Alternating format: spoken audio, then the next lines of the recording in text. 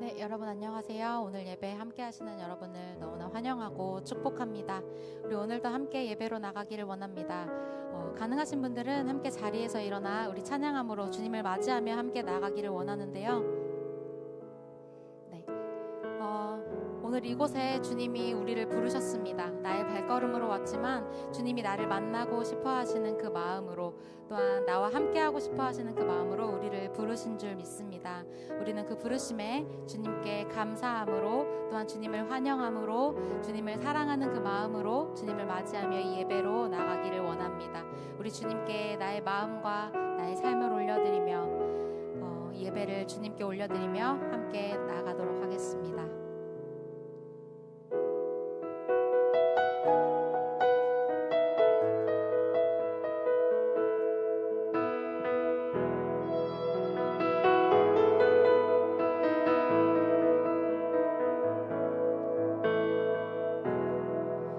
주님 당신은 내 삶 구석구석까지 감찰하시며 나를 응원하시는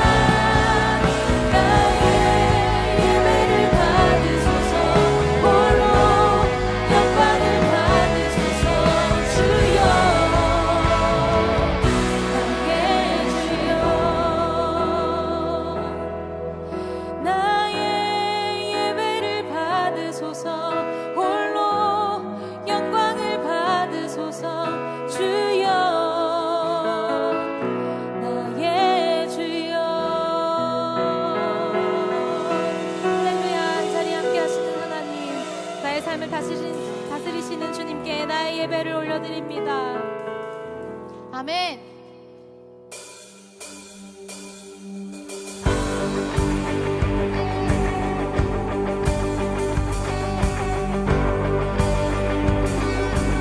우리 계속해서 함께 찬양합시다. 우리 유일한 소망이 되시는 그 주님께 우리의 찬양을, 우리의 온 마음을 올려드립시다.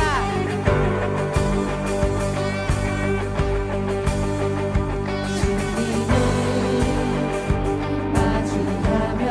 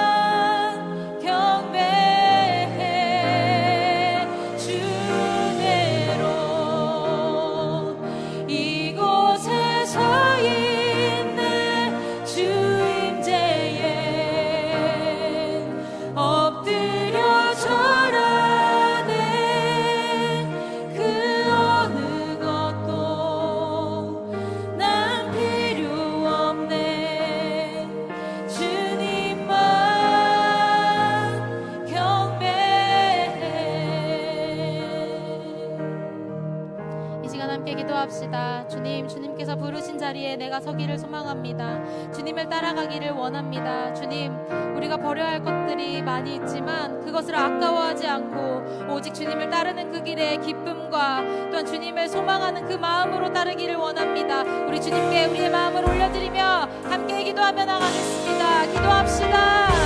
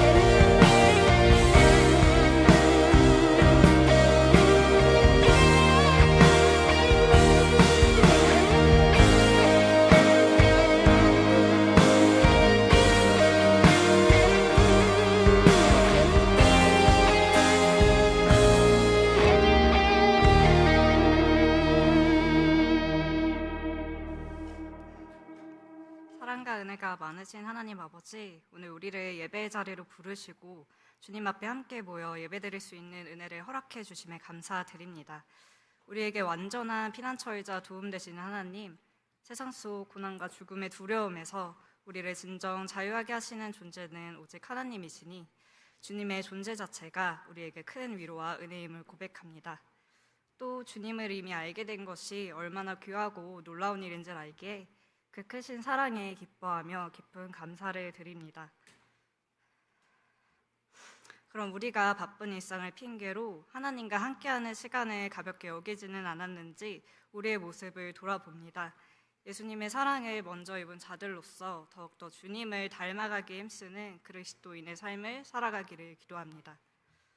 더 나아가 우리 한국교회도 세상의 가치가 아닌 하나님 나라의 원리가 유일한 기준이 되어 주님의 공의를 선포하게 되기를 소망합니다. 세상 속 빛과 소금으로서의 사명을 잃어버린 교회의 모습은 곧 교회에 지체된 우리 각각의 책임이기에 이를 타인의 문제로서 그저 방관하는 것이 아닌 함께 슬퍼하며 회개와 회복을 향하여 하나님의 도우심을 구하기를 기도합니다. 하나님이 만드시고 이끄시는 우리 청년 공동체를 위해서 기도합니다. 삶의 구조를 형성해가는 청년의 시기에 세상은 불확실한 미래로 불안을 조장하지만 그럴수록 더욱더 하나님을 간절히 붙잡으며 강하고 선명한 하나님을 만나게 되기를 기도합니다. 하나님을 구하며 나아가는 그 시간들을 홀로 버거워하는 것이 아닌 하나님의 방식이신 공동체를 통하여 서로에게 위로와 보호의 공간이 되어주어 서로를 독려하며 더욱더 깊은 하나님을 경험하게 되기를 기도합니다. 또한 하나님의 통로로서 한 영혼의 귀함을 잘 알고 함께함을 누구보다 기뻐하며 내가 먼저 경험한 하나님의 사랑과 환대를 실천하는 공동체가 되기를 기도합니다. 예배를 위해서 기도합니다. 보이지 않는 곳에서 봉사하는 많은 손길들이 있습니다. 귀한 마음으로 섬김의 자리에 서 있는 그들을 먼저 기억하여 주시고 은혜와 평안을 채워주셔서 주어진 자리를 기쁨으로 감당할 수 있게 되기를 기도합니다. 설교를 맡으신 김성훈 목사님께 주님의 은혜와 지혜를 더하여 주시고 우리의 귀를 여셔서 들려지는 말씀으로 삶의 변화가 시작되는 예배의 시간이 되기를 기도합니다. 예배 가운데 주님 홀로 영광 받아주시길 소망하며 이 모든 기도 우리 주 예수님의 이름으로 기도드렸습니다. 아멘.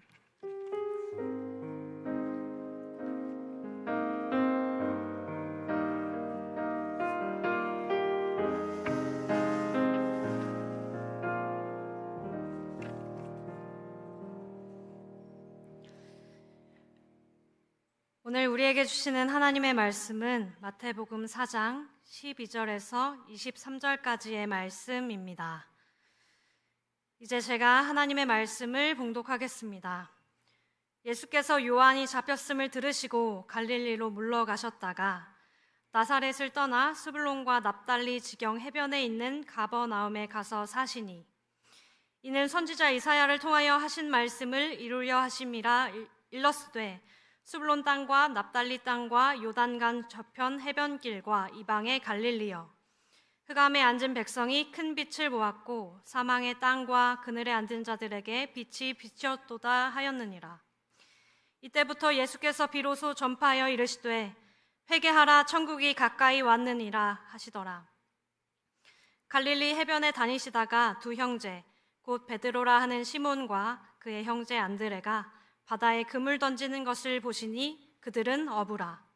말씀하시되 나를 따라오라, 내가 너희를 사람을 낚는 어부가 되게 하리라 하시니 그들이 곧 그물을 버려두고 예수를 따르니라. 거기서 더 가시다가 다른 두 형제 곧 세베대의 아들 야고보와 그의 형제 요한이 그의 아버지 세베대와 함께 배에서 그물 깁는 것을 보시고 부르시니 그들이 곧 배와 아버지를 버려두고 예수를 따르니라. 예수께서 온 갈릴리에 두루 다니사 그들의 회당에서 가르치시며 천국 복음을 전파하시며 백성 중에 모든 병과 모든 약한 것을 고치시니. 아멘.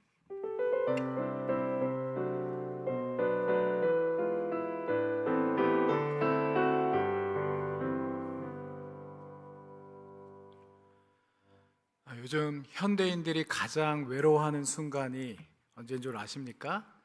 여러분, 하루의 삶을 살면서 갑자기 이렇게 외로움이 찾아오는 때가 언제십니까? 다 그런 건 아닐 수도 있겠지만 스마트폰 배터리가 없을 때라고 합니다. 최근 통계 자료에 따르면 우리 국민의 하루 평균 이 스마트폰 이용 시간이 한 2시간 6분 정도에 이른다고 합니다. 스마트폰 이용 중에서도 인스타그램이나 페이스북, X 등 SNS를 이용하는 사람들이 참 많은데 전체 국민의 SNS 이용률이 95%에 이른다고 합니다. 많은 사람들이 SNS를 통해서 인간관계를 맺고 있으니 스마트폰 배터리가 없으면 외로움을 느끼는 건 어쩌면 당연한지도 모르겠습니다. 이러한 현상에 대해서 아직까지는요, 부정적인 시각으로 보는 이들이 많은 듯합니다. SNS로 맺어지는 인간관계는 피상적이며 진실보다는 포장된 관계에 가깝다는 것이에요. 아무래도 얼굴과 얼굴을 마주할 때가 보다 웅숭 깊은 관계를 만들어내는 듯합니다. 물론 이와 같은 현상을 꼭 부정적으로만 볼 일은 아닌 것 같습니다. SNS를 통하여 이전과는 다른 형태의 보다 긍정적인 관계망들이 형성되고 있기 때문입니다. 특히 SNS를 기반으로 형성된 아이돌 그룹의 팬덤은 최근 몇 년 사이에 공공선에 기여하는 집단적 실천의 주체가 되기도 했습니다. 예를 들어서요, 이 시대가 낳은 SNS 시대가 낳은 대표적인 문화 콘텐츠인 BTS의 경우, 이들은 2013년에 데뷔했을 때부터 자신들의 일상을 꾸준히 SNS에 게시하며 팬들과 관계를 맺어왔고 아미라는 새로운 팬덤 문화를 만들어냈습니다. 자신이 선망하는 아이돌과 일상을 공유한다라는 것은요, 이전 시대에는요, 자기가 사생팬이 되지 않고는 거의 불가능한 일이었지만 SNS를 통하여 이들 간에는 현실의 가족 공동체마저도 뛰어넘는 긴밀한 유대감을 맺게 하였습니다. 더불어서 이 같은 친밀한 유대감을 바탕으로 아미들은 한층 진보된 팬덤 문화를 만들어냈습니다.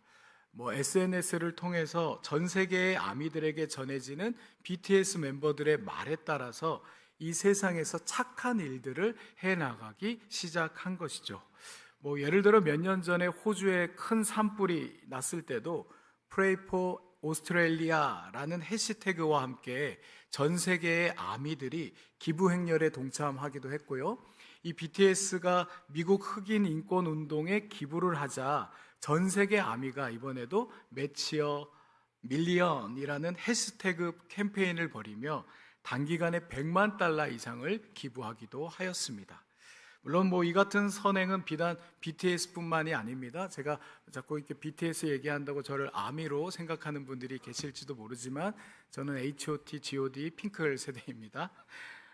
뭐 적게는 수만에서 많게는 1억 명이 넘는 SNS 팔로워를 거느린 스타들은요, 자신들을 팔로우하는 이들에게 적지 않은 영향력을 즉각적으로 끼치고 있습니다.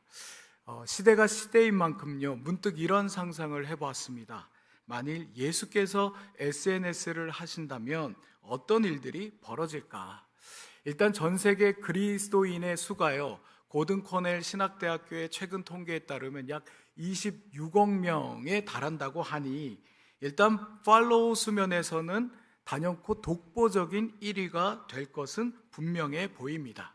그리고 예수의 말씀이 매 시간마다 SNS를 타고 전 세계 인구의 거의 3분의 1에 육박하는 팔로워들에게 전달이 된다면 이 세계에 무언가 대단하고 엄청난 일들이 많이 일어날 것 같아요.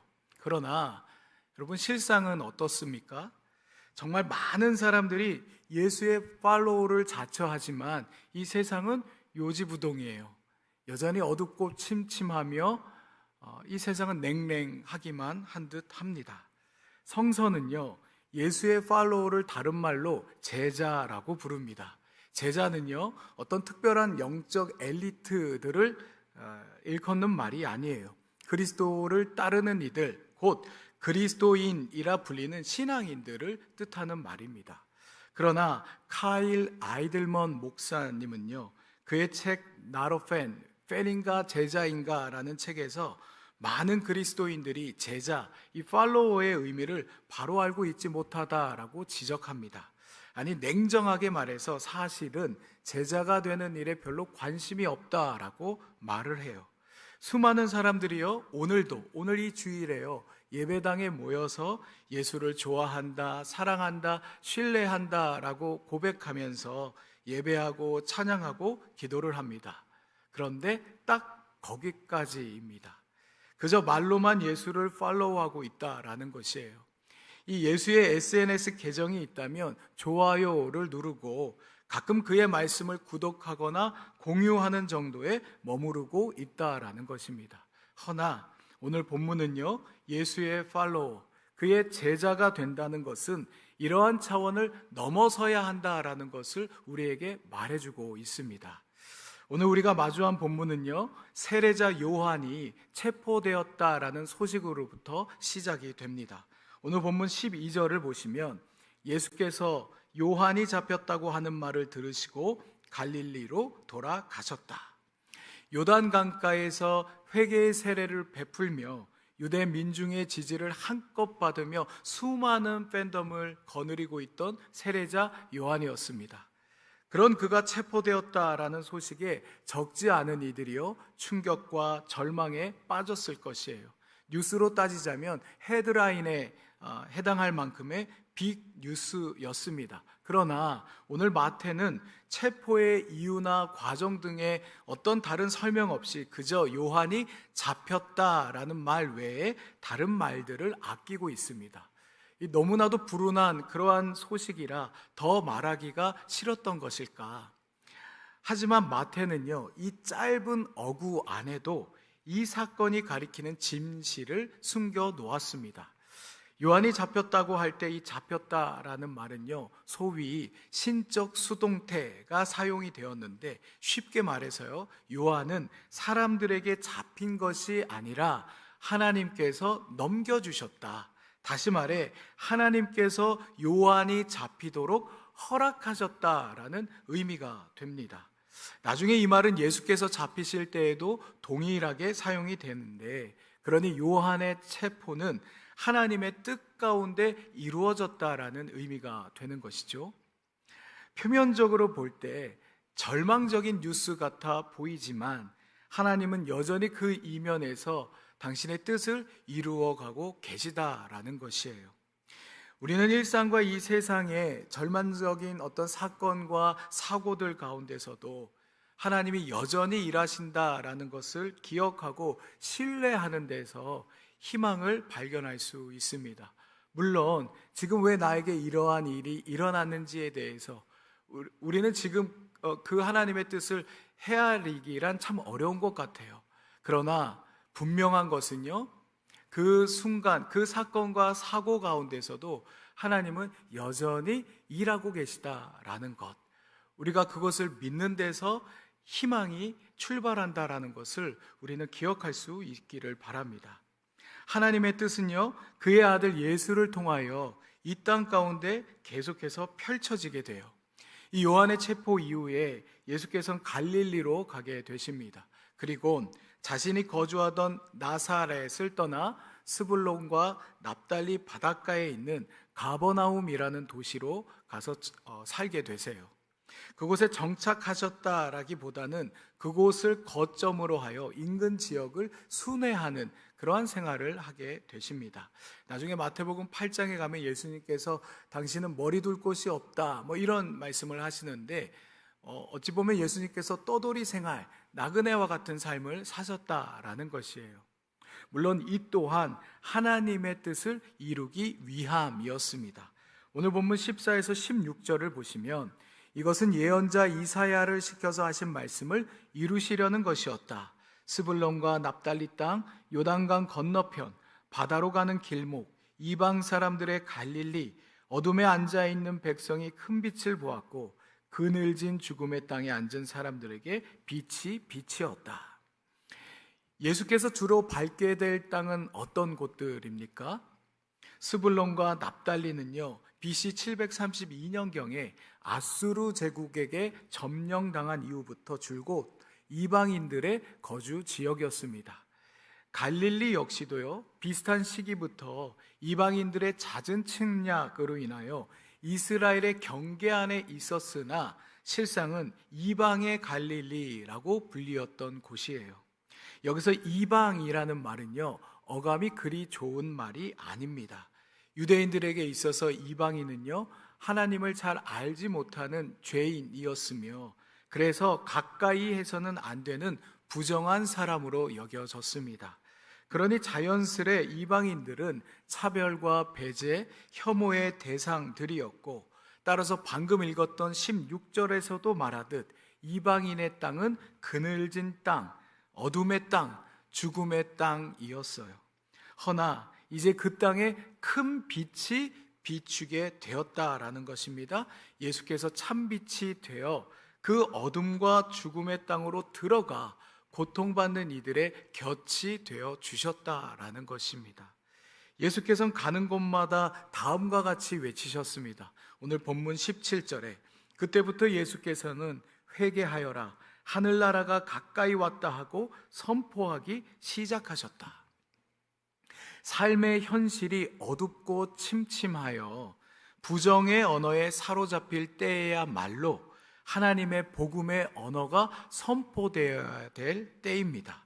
어둠과 절망의 언어에 포획당한 이 세계에 균열을 내는 빛과 희망의 언어가 말해지기 시작한 것이에요. 그러니 회개하십시오. 천국, 하나님 나라가 가까이 왔습니다.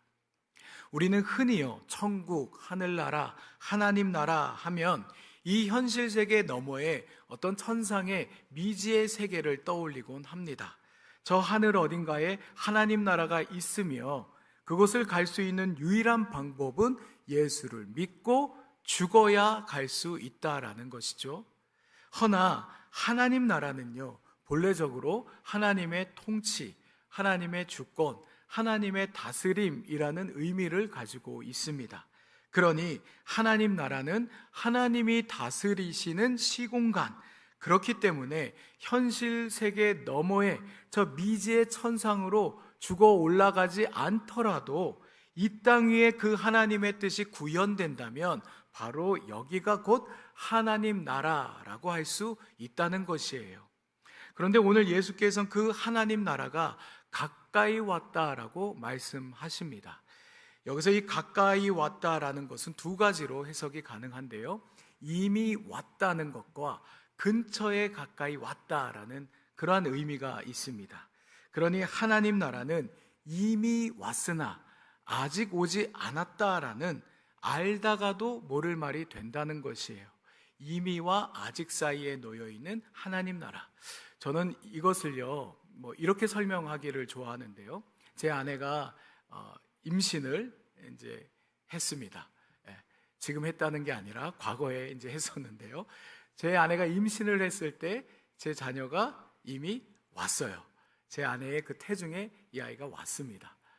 그러나 저는 이 아이와 어떤 물리적인 교감을 아직 할 수가 없어요. 이 아이를 만지고 꼬집고 포옹을 할 수 없고, 이 아이도 제 뺨을 때리거나 이렇게 할 수가 없다라는 거죠. 아직 이 아이가 온전히 오지 않은 상태라는 거죠. 10달의 시간이 지나면 이제야 이 아이와 제가 어떤 온전한 교감과 또 경험을 서로 나눌 수 있게 될 것입니다. 이미와 아직 사이에 놓인 하나님 나라가 그렇다라는 것이에요. 우리는 하나님 나라를 지금 경험할 수 있어요. 마치 태중에 있는 아이가 막 발길질을 하듯이 우리는 어떠한 이제 하나님 나라의 경험들을 지금도 누릴 수 있다라는 겁니다. 그러나 완전한 그 경험을 아직은 누릴 수 없다라는 거예요. 아직 그 하나님 나라가 온전히 오지 않았기 때문에. 이처럼 이미와 아직 사이에 놓여 있는 하나님 나라.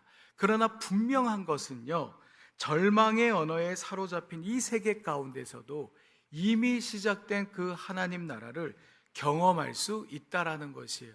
이것이 예수께서 전한 하나님 나라 복음이었습니다.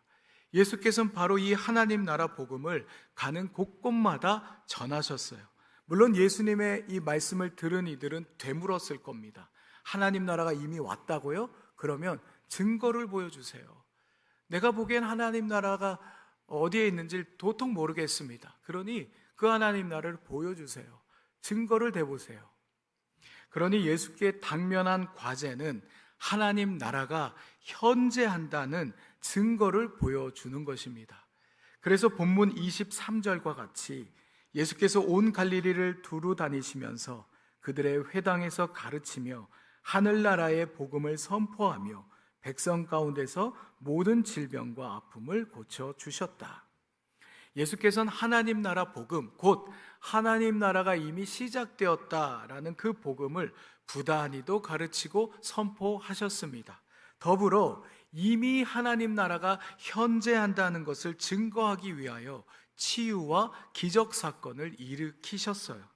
치유와 기적은요, 그 자체의 목적이 있다기보다는 그 사건이 가리키는 바가 더 중요한 의미를 담고 있습니다.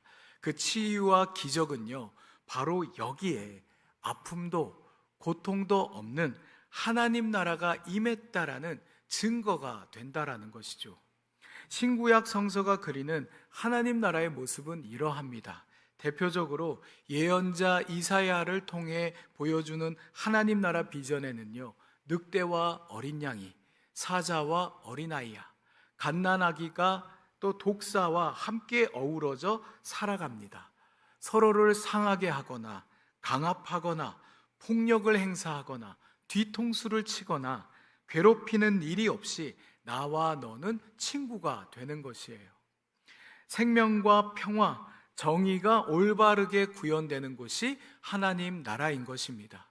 신약에서도 마찬가지예요. 대표적으로 요한계시록 21장을 보면 하나님 나라는 하나님께서 백성들과 이 땅 위에 함께 거하시며, 어디 하늘 어딘가가 아니라 이 땅 위에 함께 거하시며 백성들의 눈에서 눈물을 닦아주시고 다시는 죽음도 슬픔도 울부짖음도 고통도 없는 그러한 곳입니다. 세상의 그 어떤 우상도 숭배하지 않고 오롯이 하나님만을 예배하며 또 하나님께 순종하며 서로 사랑하는 것이 성서가 보여주는 하나님 나라 비전인 것이죠. 그런데 중요한 것은요, 이 하나님 나라는 어떤 추상적인 관념이나 어떤 심리적인 눈에 보이지 않는 비현실적인 가상의 세계를 뜻하지 않는다라는 겁니다.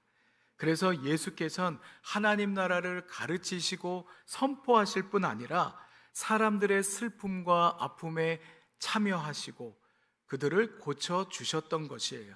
하나님 나라를 말로만 전할 뿐만 아니라 가시적으로 보여주시고 또 그 하나님 나라를 누리게 하셨다라는 것입니다. 당연히 절망의 기운에 눌려있던 이들 가운데서 예수를 좋아하는 이들이 생겨났어요. 팬덤이 생긴 것입니다. 많은 무리들이 예수를 팔로우하며 그를 쫓아다녔습니다. 가는 곳마다 좋아요를 누르고 예수님의 말씀과 사건들이 많은 사람들에게 공유되기 시작했습니다. 그러나 모두가 예수의 진정한 팔로우, 곧 제자가 될 수 없었습니다. 그래서 복음서는요, 예수님을 따르는 무리와 제자를 구분하여 표기하기도 합니다. 그렇다면 어떤 사람을 예수의 진정한 팔로워라고 할 수 있으며 어떻게 해야 우리는 그분의 제자가 될 수 있는 것일까? 본문 18에서 19절을 읽어봅니다. 갈릴리 해변에 다니시다가 두 형제 곧 베드로라 하는 시몬과 그의 형제 안드레가 바다에 그물 던지는 것을 보시니 그들은 어부라. 말씀하시되 나를 따라오라. 내가 너희를 사람을 낚는 어부가 되게 하리라 하시니.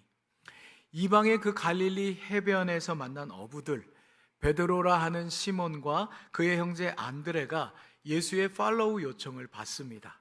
나를 따르라, follow me. 내가 너희를 사람을 낚는 어부가 되게 하리라. 이때 이 어부라는 직업에 특별한 의미를 부여할 필요는 없습니다. 갈릴리의 보통 사람들의 직업은 대개가 농부이거나 어부였어요.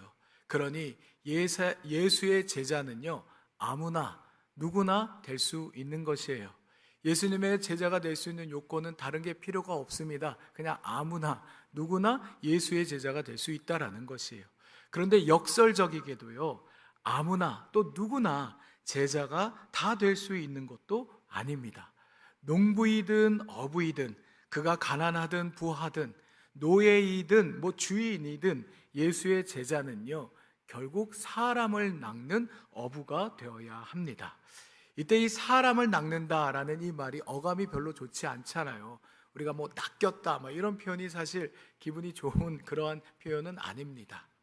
또한 이 말이 믿지 않는 사람들을 전도해야 한다는 뜻으로 주로 소비가 되고 있죠. 그래서 믿지 않는 사람들을 그물을 쳐가지고 우르르르 이렇게 데려다가 교회에 앉혀놓는 이런 식으로 이 말이 소비되는 감도 있어요.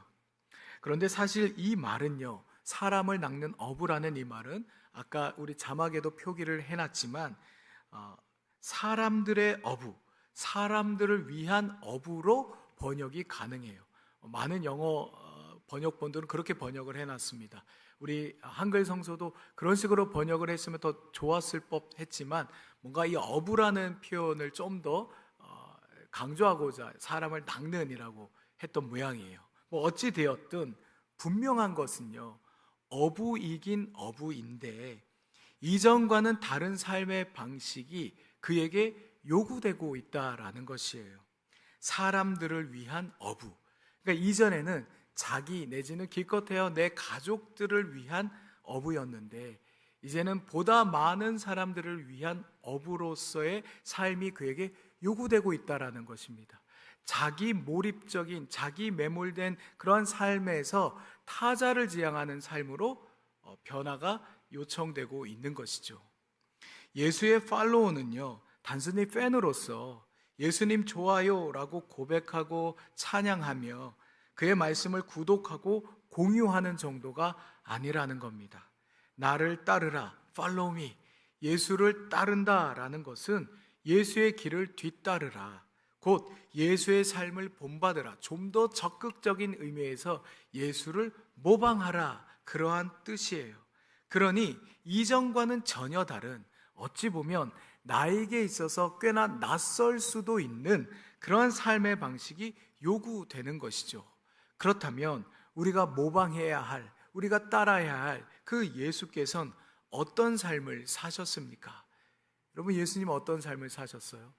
이에 대해서 우리가 할 말이 많이 있지만 청파교회를 담임하셨던 김기성 목사님의 말을 빌려서 제가 이렇게 표현을 합니다. 예수님은 아픔의 자리, 삶이 폐허로 변한 자리를 찾아가셨고 만나는 모든 사람의 가슴에 하늘의 숨결을 불어넣으셨다. 예수님은 차가운 겨울 같은 세상에 불어온 봄바람이셨다. 사람들 가슴에 깃든 아름다운 꽃을 불러내는 훈풍말이다. 예수님은 그 아름다운 일을 함께 하자고 우리를 부르셨다. 예수의 삶은요, 아픔의 자리에 함께하는 삶이요, 하늘의 숨결, 곧 성령과 말씀으로 모든 일을 환대하는 삶이자 사람들의 냉랭한 가슴을 녹여주는 따뜻하고 온유한 삶이며 사람들 안에 새로운 가능성의 씨앗을 심어 그 삶을 아름답게 꽃피우게 하는 삶이었다라는 것이에요. 그러니 나를 따르라, 예수의 팔로우 요청은 아파하는 이들과 함께하고 하나님의 말씀과 성령으로 모든 일을 차별 없이 환대하며 따뜻함과 온유함, 서로 간의 격려와 지지가 넘치는 삶, 결국 예수를 따라 타자를 위하는 삶으로의 초대가 된다라는 것이에요. 하지만 사람들은 예수님을 경배의 대상으로 대상화할 뿐 그분을 따라 걷지 않는다. 따르는 것보다 경배하는 것이 쉽다. 따르기 위해서는 많은 것을 내려놓아야 하기 때문이다. 주님을 경배하는 찬양 소리는 드높지만 지금도 주님이 걷고 계신 그 십자가의 길은 한적하기 이를 데 없다. 예수님은 그래서 지금 외로우시다. 서두에 SNS상에 수많은 팔로우를 지닌 이들의 그러한 선한 영향력에 대해서 언급했습니다. 명목상 팔로우 수만 따지자면 우리 주님만큼 독보적인 인물은 이 세상에 없을 것이에요. 그런데 주님이 외로우시대요. 주님이 외로우시답니다. 좋아요를 누르는 이는 많은데 따르는 이가 없기 때문이에요. 팬은 많은데 정작 제자는 없기 때문입니다. 예수를 찬양하는 소리는 여전한데 그와 함께 걷는 이가 없습니다. 왜 그렇습니까? 따르기 위해서는 버려야 할 것들이 있기 때문입니다. 사랑하는 자매 형제 여러분, 버리지 않고서는 따름이 불가능합니다. 손에 잡은 것을 놓지 않고는요, 새로운 것을 잡을 수가 없습니다. 제자에게 요구되는 새로운 삶의 방식은요, 자기 자신에게 매몰된 삶에서 벗어나 타자를 향해 이 손을 내미는 삶이에요. 예수께서 그러했듯이 말이죠. 그러니 제자는 늘 예수를 따르기 위해 나는 무엇을 버리고 또 무엇을 타자에게 내어줄 수 있을까라는 질문을 늘 마음에 품고 있어야 합니다. 이 같은 질문에 자신이 가진 모든 것을 포기하고 사람들에게 내어주는 아주 급진적인 제자도를 실천했던 사람들도 있어요. 예전에 아시시의 성 프란체스코와 같은 그러한 사람들, 자기가 가진 모든 소유를 다 내어놓고 사람들에게 자기가 가지고 있는 것들을 다 나누어준 그런 사람들도 있었습니다. 하나님께 아주 특별한 은총을 받은 사람들이죠. 그러나 그렇다고 예수를 따르기 위해서 우리가 생업도 가족도 다 포기해야만 한다라는 것은 아닙니다.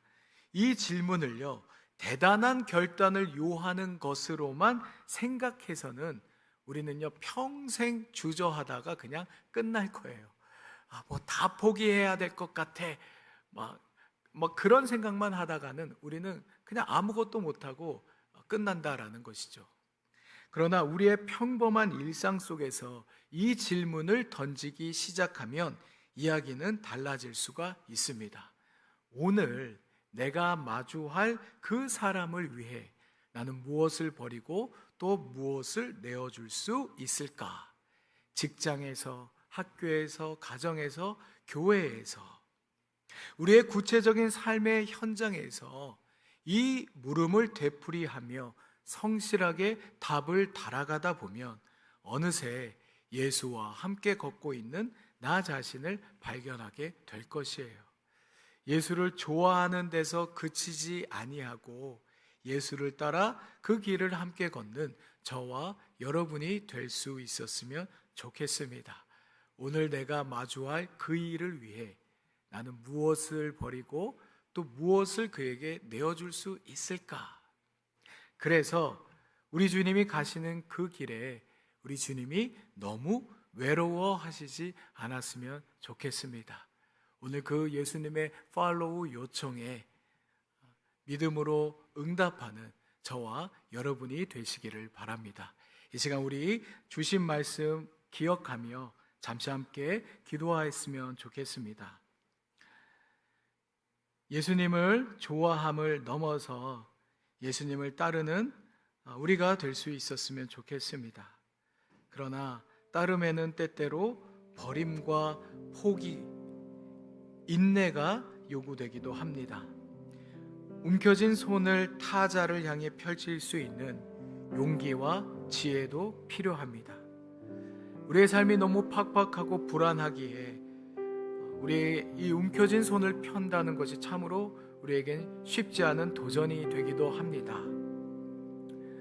그래서 우리에게는 믿음이 필요하고 또 주님이 주시는 용기와 또 힘과 지혜가 필요합니다. 매일 마주하는 사람들을 위해서 무엇을 버리고 또 무엇을 내어줄 수 있을지를 골몰하며 주신 마음에 따라 순종할 수 있는 믿음을 우리에게 주시도록 우리가 이 시간 기도했으면 좋겠습니다.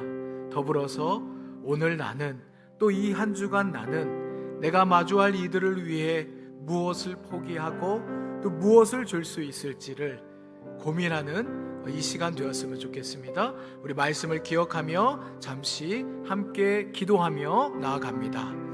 주님, 이 시간 우리가 주신 말씀 우리 마음에 품으며 기도하며 나아갑니다. 주님, 우리가 단지 예수님을 찬양하고 예배하고 또 예수님을 그렇게 좋아하고 사랑하면서 머물지 아니하고 진정 예수님의 길을 따라 따름의 길로 나아갈 수 있게 되기를 소망합니다. 주님, 그러나 우리가 이 삶이 주저되는 것은 따름에는 포기와 또 헌신과 인내가 요구되기 때문입니다.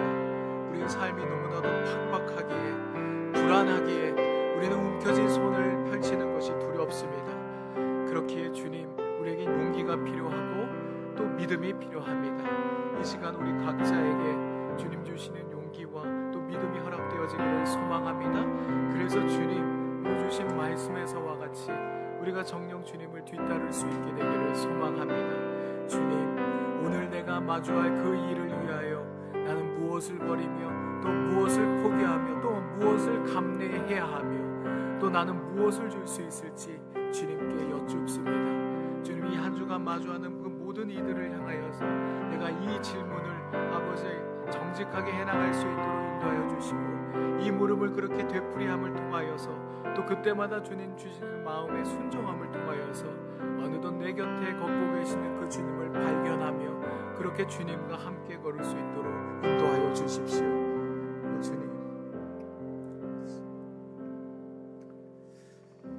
주님, 이 땅 곳곳에서 당신을 경배하고 찬양하는 소리가 여전함에 감사를 드립니다.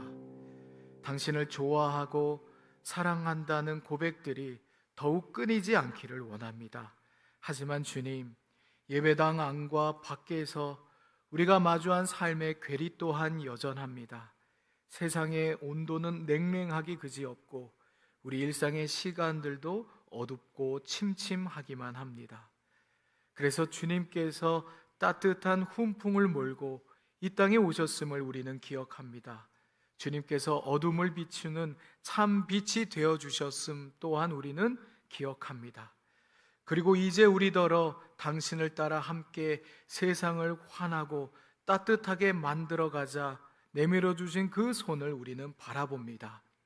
예수님을 단지 좋아함에서 머무르지 아니하고 예수님의 내민 손 꼭 부여잡고 함께 길가는 제자의 삶을 살게 해주십시오. 움켜진 손을 타자를 향해 기꺼이 펼칠 수 있는 우리가 되게 해 주십시오. 예수님의 이름으로 기도드립니다. 아멘. 우리 다 자리에서 일어나셔서 주신 말씀 기억하며 파송의 찬양 함께 부르도록 하겠습니다.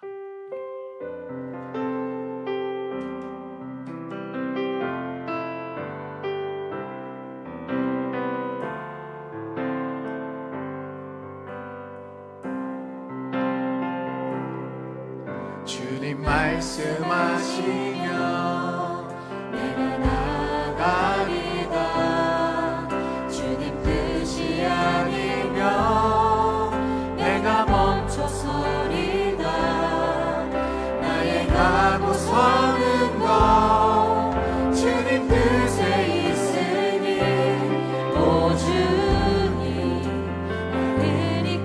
다시 한번 고백합니다. 주님 말씀하시면 주님 말씀하시면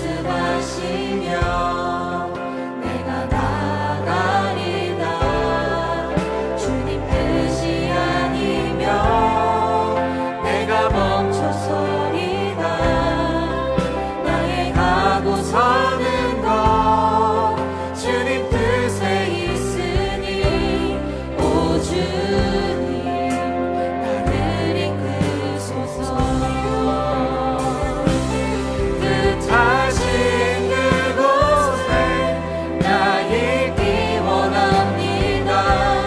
이끄시는 대로 순종하며 살리니 연약한 내 영혼 통하여 일하소서. 주님 나라와 그 뜻을 위하여 뜻하신 그곳에 뜻하신 그곳에 나 있기 원합니다. 이끄시는 대로 순종하며 살리니 연약한 내 영혼 통하여 일하소서. 주님 나라와 그 뜻을 위하여 오 주님 나를 다시 한번 고백합니다. 주님 말씀하시면 주님 말씀하시면 내가 나가리다. 주님 뜻이 아니면 내가 멈춰서리다. 나의 가고 서는 것 주님 뜻에 있으니 오 주님 나를 이끄소서. 뜻하신 그곳에 뜻하신 그곳에 나 있기 원합니다. 이끄시는 대로 순종하며 살리니 연약한 내 영혼 통하여 일하소서. 주님 나라와 그 뜻을 위하여 뜻하신 그곳에 뜻하신 그곳에 나 있기 원합니다. 이끄시는 대로 순종하며 살리니 연약한 내 영혼 통하여 일하소서. 주님 나라와 그 뜻을 위하여 오 주님 나를 이끄소서. 우리 주 예수 그리스도의 은총과 하나님의 다음 없으신 그 사랑하심과 성령의 사귐이 예수를 좋아함에서 머무르지 않고 예수를 따라 제자의 길을 살아가길 다짐하는 여러분 모두와 함께 하시기를 축원하옵나이다.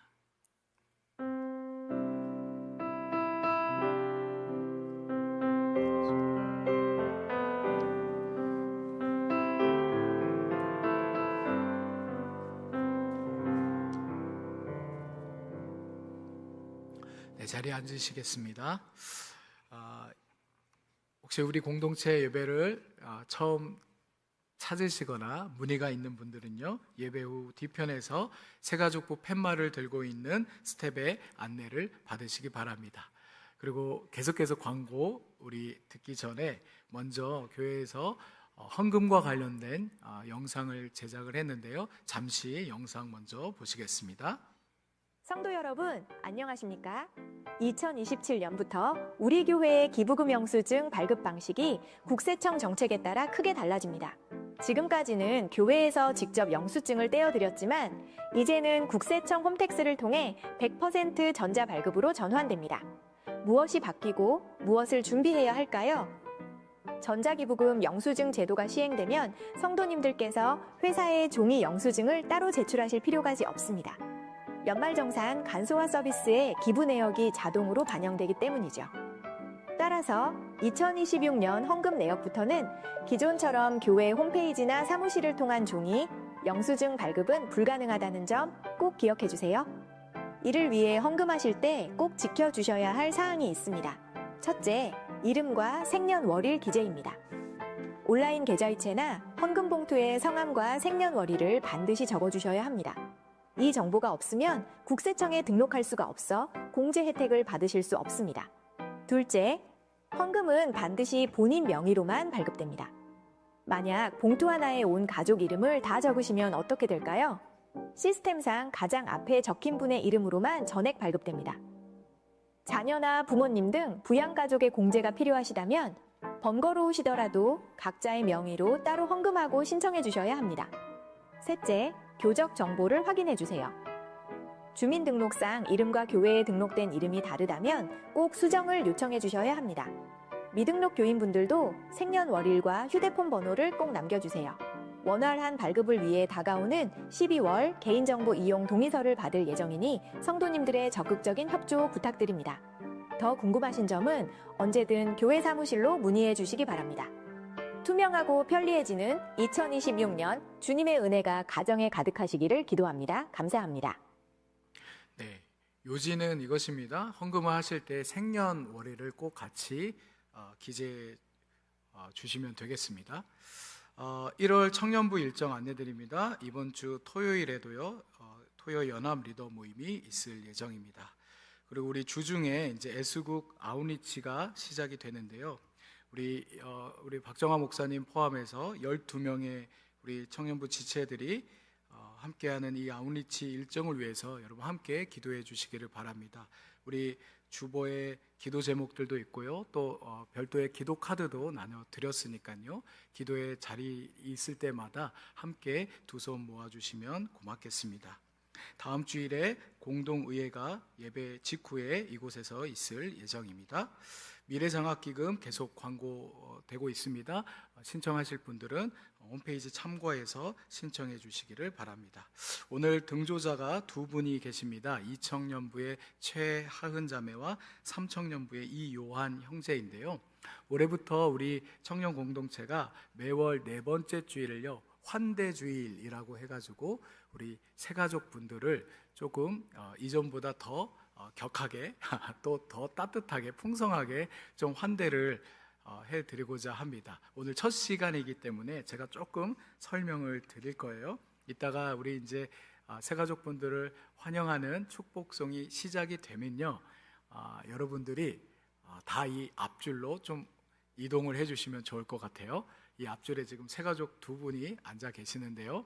그리고 이분들을 여러분이 둘러싸 주시면 좋겠습니다. 그런 다음에 손을 뻗어서 함께 축복송 부르고 또 축복해 주시면 좋을 것 같고요. 또 등조하는 그 각 청마다 이제 선물들을 또 준비했어요. 그래서 그 선물들을 또 이렇게 전달해 드리는 시간을 저희가 좀 갖고자 합니다. 네, 오늘 첫 시간이니만큼 이렇게 설명을 드렸고요. 그럼 우리 이번에 이 시간에 우리 두 분의 새가족을 같이 환대했으면 좋겠습니다. 여러분 자리에서 다 일어나셔서 우리 앞줄로 이렇게 이동해 주시면 고맙겠습니다.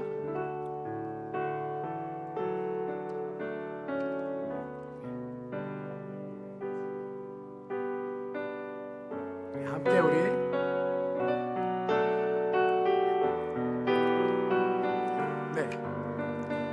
부끄럽더라도 앞으로 다 나오셔서 우리 새가족분을 환대했으면 좋겠습니다. 주님의 사랑이 당신을 통해 온 세상 가운데 전해지기를.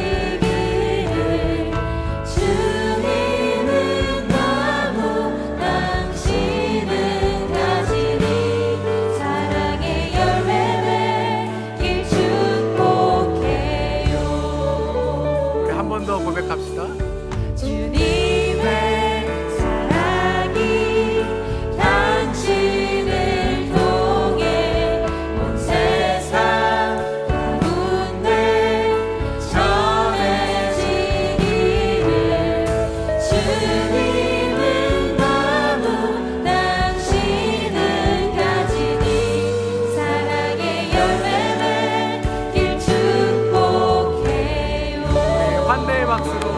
찬양하겠습니다. 고맙습니다.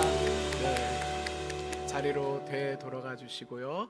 우리 이어서 영상으로 전해드리는 광고 함께 보도록 하겠습니다.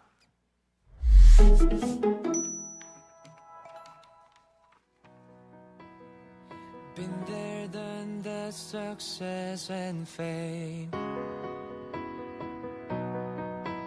Even tasted some cheers from the crowd. But now I've met you, I know that what I need is not love.